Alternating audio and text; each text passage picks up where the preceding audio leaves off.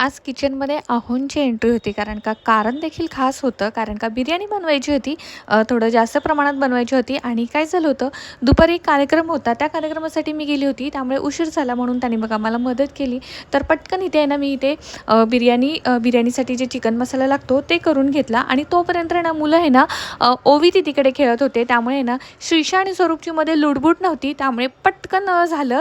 तर इथे बघा त्यानंतर श्रीषाला घेऊन आली मी आणि तिला म्हटलं चल आता घरी कृपा दीदी येणार आहे, आणि लगेच आली. तर इथे माझं एका साईडला चिकन देखील कुक होत होतं, आणि बिर्याणीसाठी जो राईस रेडी होणार होता तो मी 70-80% कुक करून घेतला. त्यानंतर मी इथे बिर्याणी बनवली.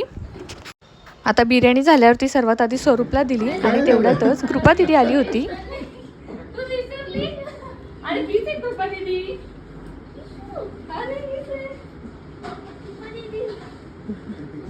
आता बऱ्याच दिवसानंतर दीदीला भेटत होती. तसं तर आहे ना, रोज 1-2 दिवसानंतर तिचा व्हिडिओ कॉल चालूच असतो दीदीला कॉल कर म्हणून. पण आता बघा जरा समोर आल्यामुळे थोडी जरा कन्फ्यूज झाली होती. 5-10 मिनटं दीदीकडे गेली नाही आहे. त्यानंतर दीदीजवळ जी गेली ती आमच्याकडे कोणाकडेच येईना परत. गावावरून आले होते आणि थोड्या वेळासाठीच थांबले होते, पण थोडा वेळ जरी थांबले ना तरी मुलांनी सगळ्यांनी छान एकत्र टाईम स्पेंड केला.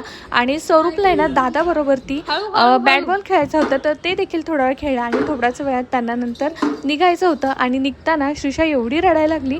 एकदा ती दादाकडे दीदीकडे सगळ्यांकडे गेली ना परत येईनच. तर असा होता आजचा दिवस. व्हिडिओ जर आवडला असेल तर प्लीज चॅनलला शेअर, लाईक, सबस्क्राईब करून मला सपोर्ट करायला मात्र विसरू नका. व्हिडिओ पाहिलाच धन्यवाद. पुन्हा भेटू.